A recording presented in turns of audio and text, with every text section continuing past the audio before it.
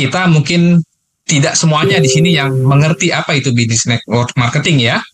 Kita lihat dulu apa kata para orang-orang yang sudah berhasil. Ya, di sini dikatakan salah satunya adalah Bill Gates.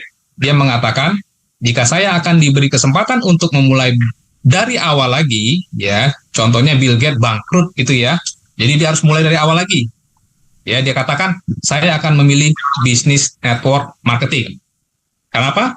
Karena ini tidak membutuhkan modal yang besar, tidak memerlukan skill yang baik, ya bukan skill yang baik ya, maksudnya tidak membutuhkan biaya yang besar, kemudian tidak terlalu ribet ya, sistem sudah dibentuk, kita hanya mengikuti polanya saja.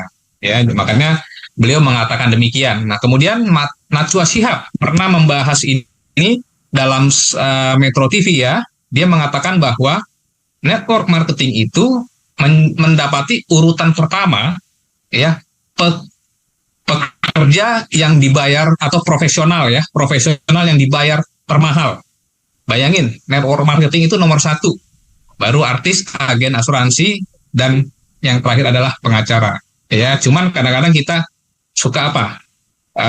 Mungkin ya kita anggap ini bukan bisnis, padahal ini adalah bisnis. Ya, tapi tergantung sistemnya. Ya, kita tergantung juga produknya kayak apa. Ya, nah kita lihat di sini. Nah, model bisnis network marketing seperti apa yang menjadi pilihan Anda? Dan disinilah kita akan melihat ya, ketika kita memilih satu bisnis network marketing atau bisnis jaringan kalau kita katakan ya, kita tuh memilihnya yang mana? Ya, karena ini perlu untuk menghadapi banyaknya kompetisi dalam bisnis ini.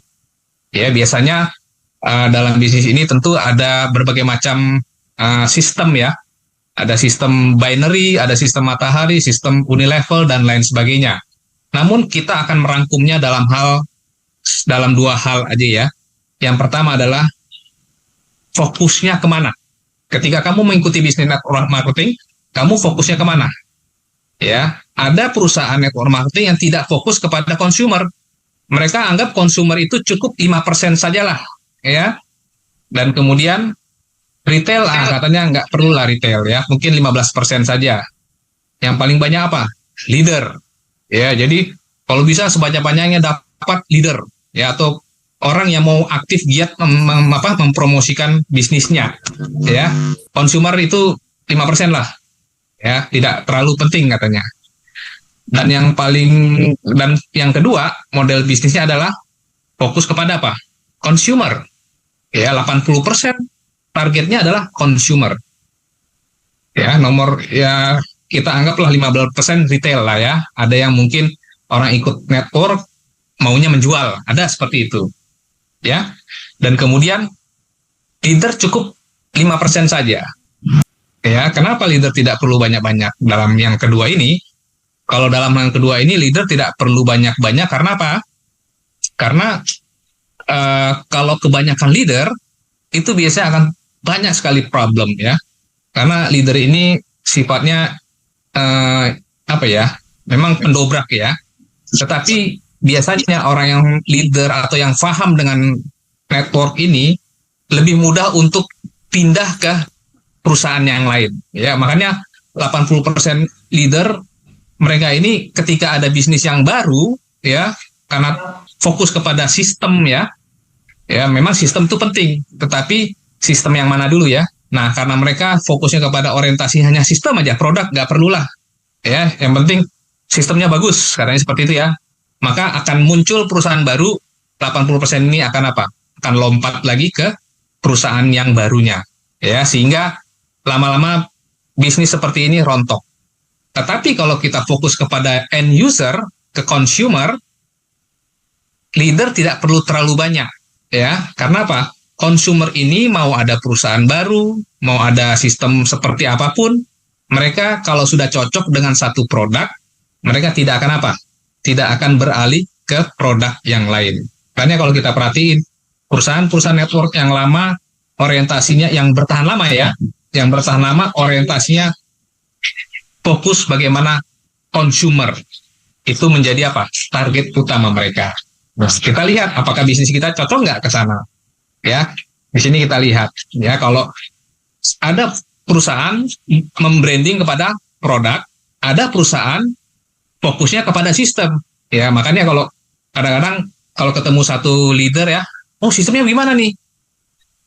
Produknya dulu, enggak, sistemnya dulu gitu ya. Jadi mereka tidak mau fokus kepada produk karena mereka fokus pada bagaimana income-nya cepat mereka bisa dapat. Ya, memang itu tidak masalah ya, itu kan pilihan. Tetapi kita bisa lihat karakter seperti ini biasanya tidak bertahan lama. Kenapa? Mari kita lihat ya.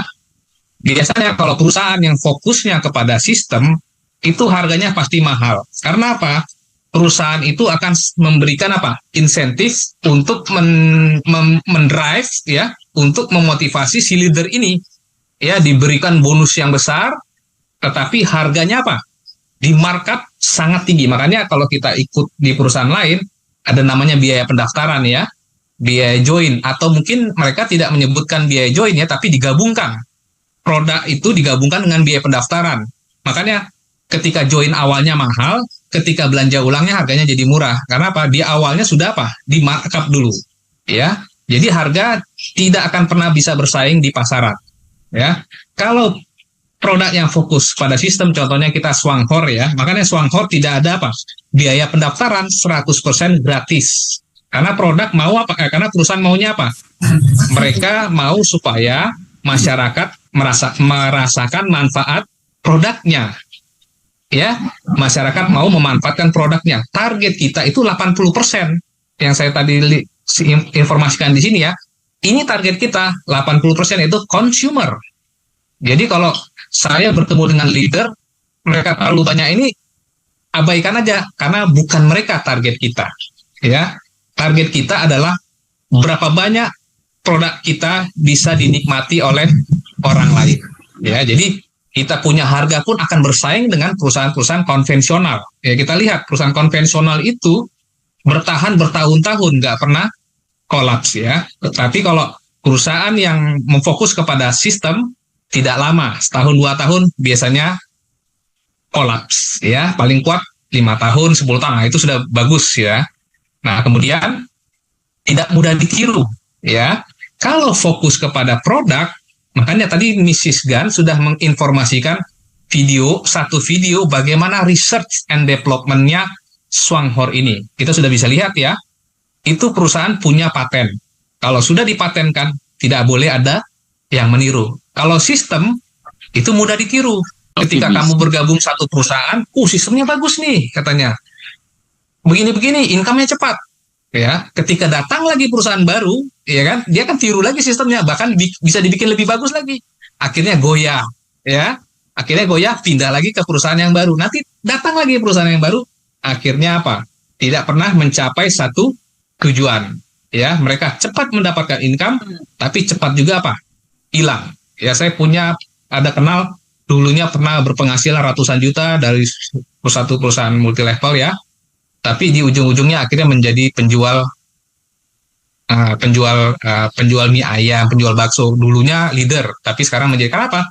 Karena itu tadi, ketika kita mendapatkan uang dengan cepat, maka kita tidak akan sadar, maka uang itu akan hilang juga dengan cepat, dengan sangat cepat. Ya, makanya ada istilah easy come, easy go. Ya, jadi kalau kita fokus kepada Swanghor ini, memang sepertinya terlihat tidak terlalu cepat ya, karena tidak ada bonus sponsor di sini. Tetapi kita lihat market yang besar ya, consumer base, penikmat. Kalau kita sekarang produknya Juara Kopi ya, dan yang lain nanti ya, penikmat produk kita itu consumer base, itu besar sekali market kita. Nah, kemudian di sini kita lihat harga itu apa? Stabil ya. Kalau kita ikut perusahaan yang berbasis income system ya, itu banting-bantingan harga. Makanya ketika keluar produk baru dengan sistem baru, kita lihat di marketplace semuanya sudah apa? Sudah hancur. Ya, jadi ini sangat riskan untuk menjalankan bisnis seperti ini, atau untuk bergantung hidup kita kepada bisnis dengan model seperti ini. Percayalah, banyak sniper. Ini pasti kenal namanya sniper ya. Sniper itu orang yang menyusun jaringan, dia tembak, kemudian dia dapat mungkin berapa persen aja, dia jual barangnya di marketplace dengan harga yang hancur-hancuran. Ya, mereka juga sering mengatakan, Untuk apa jualan produk? Ini kan bisnis sistem, nggak perlu jualan produk. Tetapi ujung-ujungnya mereka juga jualan produk, tetapi dengan apa? Dengan cutting price. Ya, jadi hati-hati kita menentukan suatu bisnis, kita bergantung kepada suatu bisnis. Kita ingin hidup kita tidak hanya setahun, 2 tahun, 3 tahun, tetapi apa? Bertahun-tahun. Ya, jadi pilihlah perusahaan yang memang sudah bertahan sangat lama. Ya. Dan di sini kita lihat loyal konsumen, ya. Kalau sudah suka dengan tes dari Juara Cafe, ya, produk unggulan kita atau yang lainnya, maka konsumen itu tidak akan pergi, ya. Konsumer kita yang jumlahnya banyak itu tidak akan beralih ke produk-produk manapun yang lain, ya. Harganya pas dan kemudian kualitasnya, rasanya juga pas, enak, ya. Jadi inilah mindset kita, ya. Jadi kalau kita ya branding kepada produk itu seperti kita membangun sebuah rumah di atas batu, tidak mudah goyah. Tapi kalau kita hanya melihat sistem aja, ya, produk nantilah, yang penting sistem katanya, ya.